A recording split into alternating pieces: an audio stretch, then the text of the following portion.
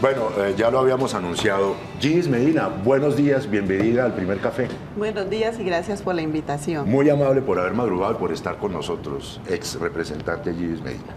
Gracias. Mire, pongámonos en situación.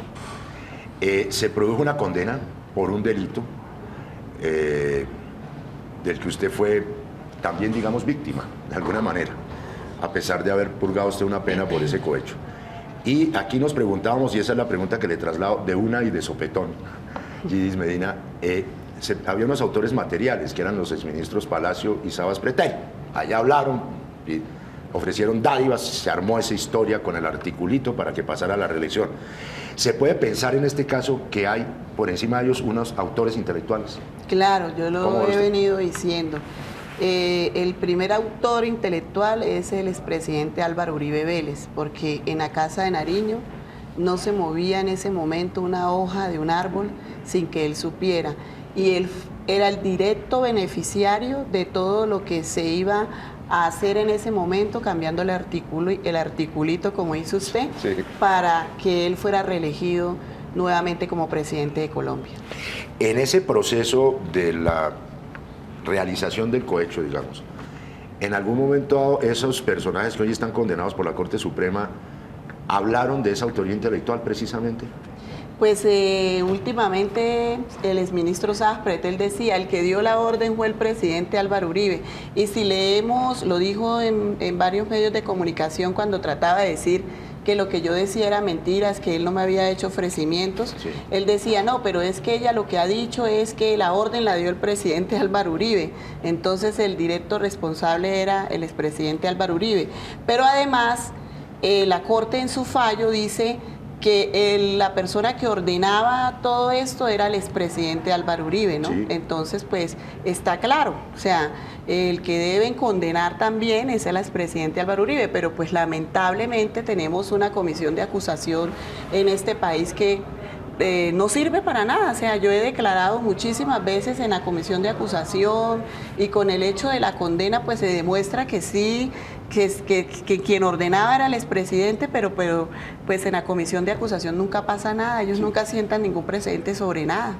Gis Medina, en esos momentos, poniéndonos en la situación, en los salones del Congreso, en los corredores, cuando la abordaban a ustedes, a Sabas Pretel y el doctor Diego Palacios, en un momento dado le dijeron, mire, es que el presidente de la República le manda a decir que le vamos a dar esto y esto y esto, las famosas dádivas. Pues ellos decían, es que, mire, por ejemplo, la Notaría Segunda de Barranca Bermeja, en el caso de Sabas Pretel, sí, ella va a terminar en año y medio, esa notaría se la vamos a dar a usted, y el gobierno sí cumple, el gobierno tiene palabra, el gobierno es un gobierno serio y responsable. Gracias por ayudarnos, nosotros le damos la palabra de que vamos a cumplir con lo que el gobierno ha dicho. Y lo mismo el exministro Diego Palacios, que fue quien me sacó la cita con el doctor Morelli de Cúcuta para que se diera la S Francisco de Paula de Barranca Bermeja o la clínica 1 de Mayo en Barranca Bermeja, que es la misma S. Él era la persona encargada de que se cristalizara eso. Hay un hecho muy notable que lo ha dicho Navas Talero también, sí, que ese día el ministro de la Protección estaba allá en el Congreso y además tenía a Teodolindo escondido en una de los cuartos que había encaletado, y Teodolindo, ellos lo increparon y le dijeron, ¿usted por qué tiene a Teodolindo ahí? Pues obviamente eso hacía parte del plan, que Teodolindo se fuera y que la que asumiera el desgaste era en ese momento yo. Gis Medina. Y entonces en ese sentido, Gis, Sabas Pretel fue muy concreto en decir, esto no es un asunto mío, esto es el gobierno nacional. Sí, el gobierno cumple, el gobierno es serio, el gobierno ordenó y yo cumplo, porque pues obviamente ellos también se iban a beneficiar 4 años más de ministros, ¿no? Ah, pero claro, y de toda la burocracia que eso implica, Anita. Gis, usted que estuvo allá adentro, justo en el momento en que esto se fraguaba, se ha hablado de que además de Diego Palacio y Sabas Pretel, otros ministros y otros altos funcionarios de gobierno estuvieron, digamos, preparando el terreno para que pasara la reelección. ¿De qué funcionarios estamos hablando? Bueno, la presión era muy fuerte. Se dice que estuvo el director del DAS de ese momento, que era el doctor Noguera. Que estuvo el doctor Félix, el doctor de es que no recuerdo ahorita el nombre de muchas personas porque ya ¿Andrés Felipe Arias estaba ahí también? No, Félix Laforí, no. Félix Laforí, pero pues ellos no tuvieron que ver nada conmigo. Directamente las personas, pues había muchas personas de todos los ministerios, muchos asesores pendientes de que esa iniciativa pasara. Además que por tiempo, si no pasaba en ese momento, no pasaba, ¿no? Claro. Entonces tenía que pasar, era en ese momento. Por eso era la presión. Lo que tiene que ver con el caso de la llamada política es como es Diego Palacios, Alberto Velázquez, Bernardo Moreno, que incluso no sé esa investigación en qué va, también Sabas Pretel de la Vega y muchos asesores que aún están siendo investigados por las fiscalías, pero que todavía no se sabe hacia dónde vayan esas investigaciones. Mire, Gidis, usted que conoce los intríngulis de todo este proceso, ¿qué va a pasar con el presidente Uribe? Yo creo que nada. Yo creo que va a seguir haciéndole mucho daño a la patria, porque es que uno se queda aterrado de ver cómo le gusta instigar a la violencia, instigar al odio, instigar a cómo es hacer cosas que no se deben hacer. Por ejemplo, si usted hace un análisis del contexto de todo lo que ha sido la política del expresidente Álvaro Uribe, con todo el respeto que se merece, casi todos terminamos en la cárcel, los que estuvimos alrededor del expresidente Álvaro Uribe. Terminamos adoctrinados, o sea, salvando la patria, terminamos diciendo hay que dar la pelea porque nos toca salvar la patria, pero después terminamos nosotros sin salvar la patria y presos. O sea, eso lo pueden ver en todas las personas que están huyendo y los que aún ahora están en las cárceles por culpa del expresidente Álvaro Uribe.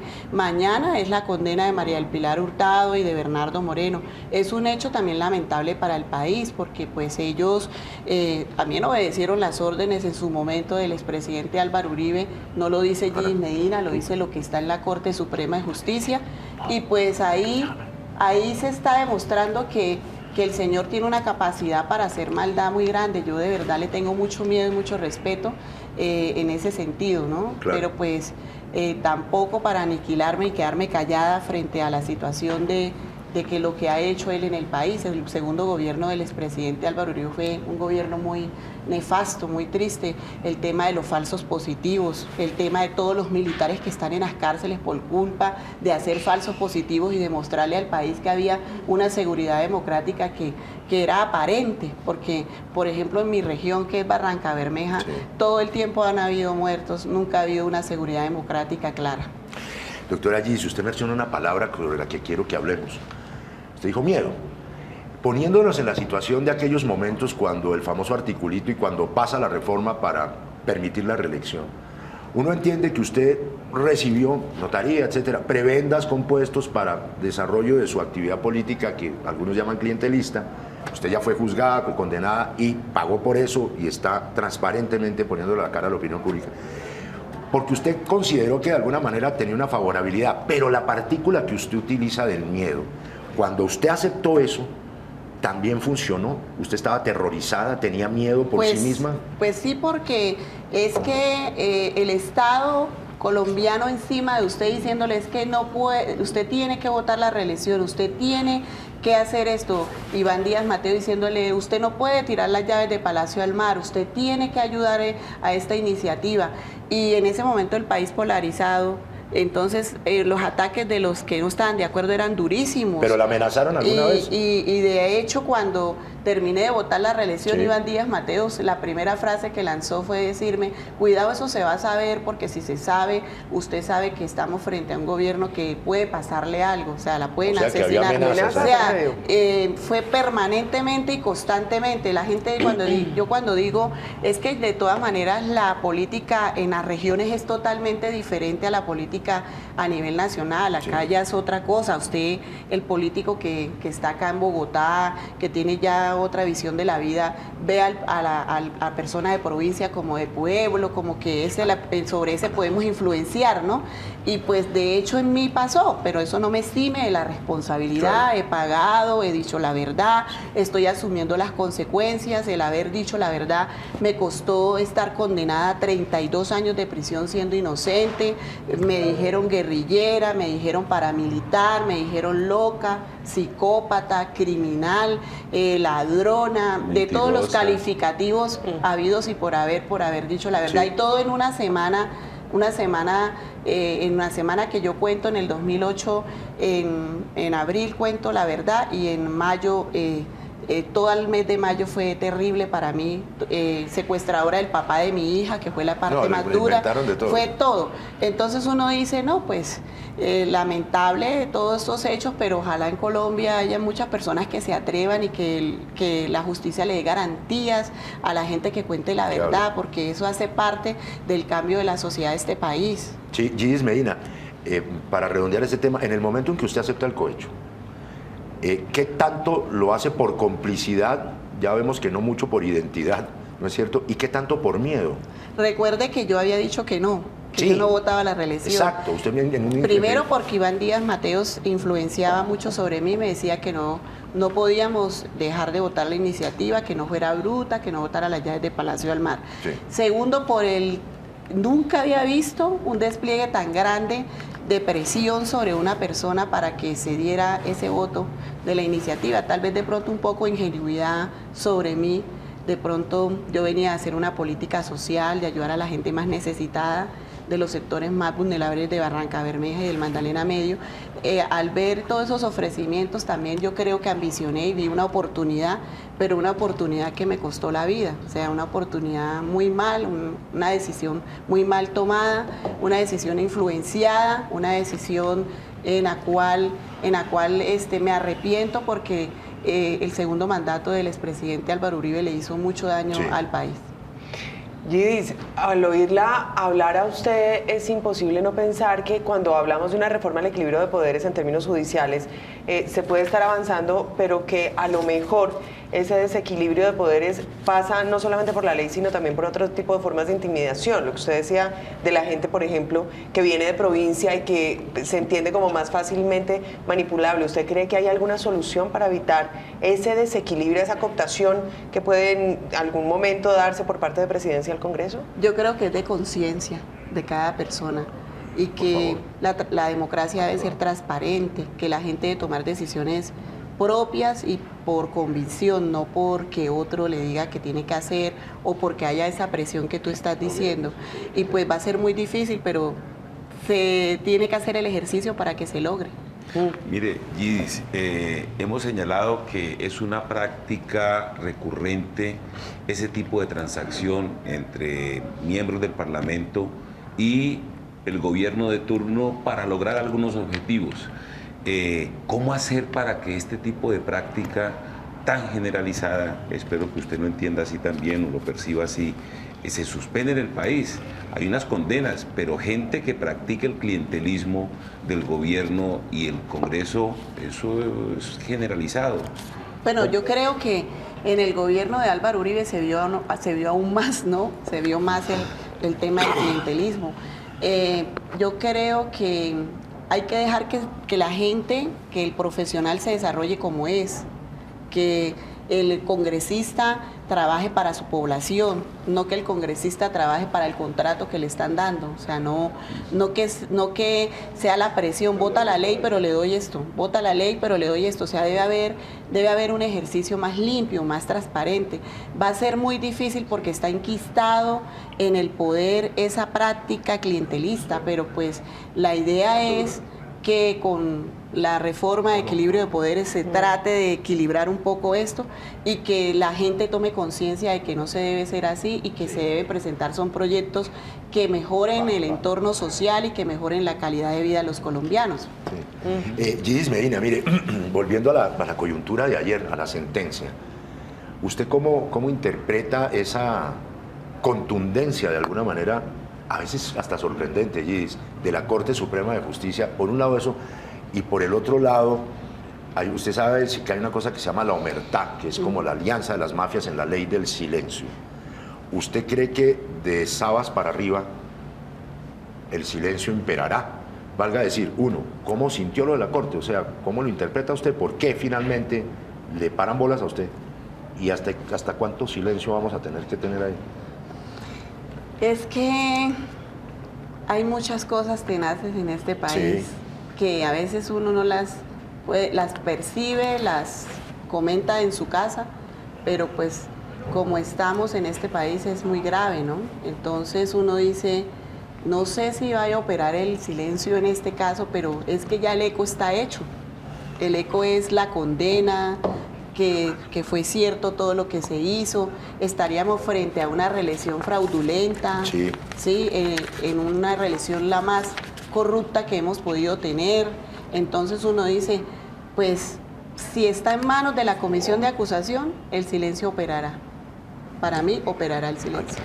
¿Cómo está su familia? ¿Cómo está usted? Pues de todas maneras con muchos nervios, muy asustados, porque a mí me han hecho de todo, o sea, me han perseguido, nunca el Estado me ha querido brindar la seguridad, lo he insistido, cuando estuvo Andrés Villamizar en la UNP, nunca me quiso dar seguridad, yo recibo permanentemente amenazas, pero pues tratamos de vivir una vida con un perfil muy bajo, en que los hijos míos no sepan ni nadie en quién son los hijos míos, o sea, es muy duro, estar viviendo así, pero pues hay que afrontarlo.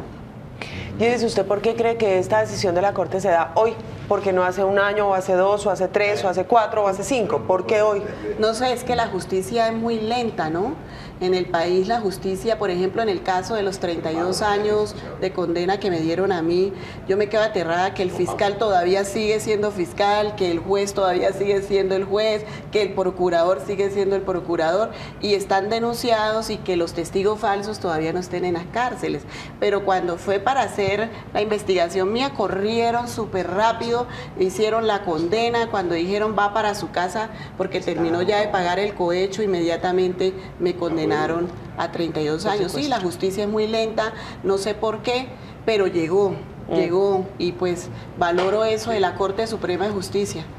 Bueno, Gidis, la invito, estamos en directo con la doctora Claudia López, senadora, que está con Viviana Bello en Chapinero y dice que falta mucho en el términos del Congreso para aclarar estas verdades que se empiezan a saber. Adelante, Viviana.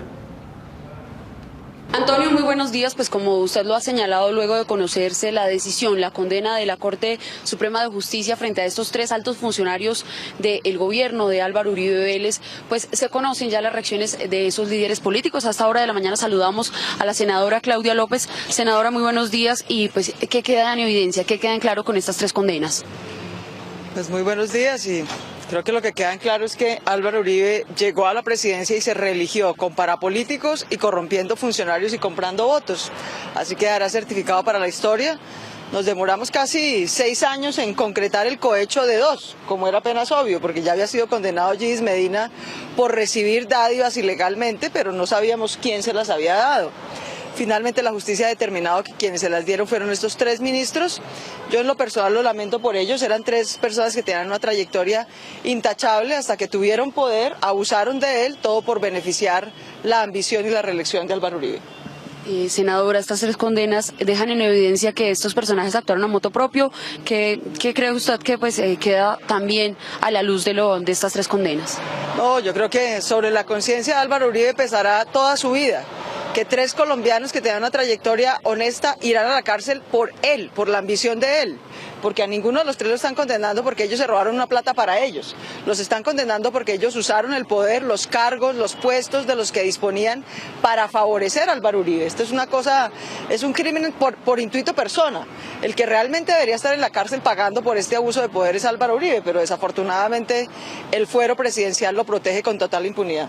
Finalizo preguntándole, claramente él ha dicho por Twitter que es su mecanismo de comunicación, que son 3 inocentes los que van a la cárcel con este y con los otros 2 altos funcionarios. Y para el caso de mañana que se da la condena de la exdirectora del DAS, María del Pilar Hurtado, pues ¿cree usted que definitivamente se siguen extendiendo discursos alrededor de eventos ya puntuales y claros en los que ha dado la Fiscalía? Sí, Álvaro Uribe se excusa de una manera cobarde y siempre le deja la responsabilidad a los demás. La verdad es que yo no creo que haya otro presidente que haya hecho corromper e ir a la cárcel a más colombianos que en principio tenían una trayectoria honesta que Álvaro Uribe. Va a hacer ir a la cárcel a María del Pilar Hurtado, que también tenía una trayectoria tranquila hasta que trabajó con él, y él la corrompió. ¿Para qué? Para perseguir a sus contradictores políticos de manera ilegal. A estos 3 funcionarios, ¿para qué los corrompió? Para asegurar su propia reelección. Yo no creo que la ambición y la capacidad de corromper de ningún otro presidente haya ido ir a la cárcel a más colombianos que Álvaro Uribe. ¿Qué falta y qué tanta verdad han habido pues en estos casos? Pues la verdad poco a poco la ha ido estableciendo la justicia, porque los involucrados, empezando por el presidente Uribe, han negado los hechos, han tapado los hechos, han tratado de tapar el sol con un dedo, pero las evidencias han sido contundentes, tanto en el caso de la persecución a la Corte como la persecución a los contradictores políticos a través del DAS, y hoy en día, para comprobar lo que el país sabía, pero una cosa es saberlo, otra cosa es que se pruebe penalmente, y es que Álvaro Uribe se eligió y se reeligió con parapolíticos, corrompiendo funcionarios y comprando votos en el Congreso. Finalizó. ¿Quién falta por responder ante la justicia? Pues por estos hechos yo no creo que nadie más, la verdad. Los que estaban involucrados por los hechos de la compraventa de votos para favorecer la reelección presidencial de Uribe eran estos 3 ministros. La justicia los ha encontrado culpables y ya, digamos, condenó a quien los recibió. Me parece que ¿quién quedó faltando? Muchos otros congresistas, porque evidentemente no compraron solamente a Yidis Medina, compraron a muchos otros congresistas que no están siendo condenados porque no confesaron. La ventaja de Yidis, como en todas estas cosas de concierto para delinquir, es que si alguien confiesa, pues se desata y se devela toda la estructura criminal.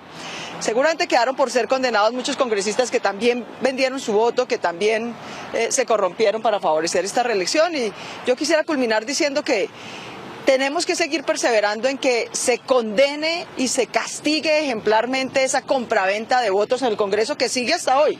El presidente Santos también, la mermelada es eso, la mermelada de robarle recursos a usted para comprar congresistas para que tomen decisiones favorables al presidente. De verdad que en esto tenemos que seguir ejemplares porque la corrupción en Colombia es rampante por eso, por el abuso de poder de los presidentes.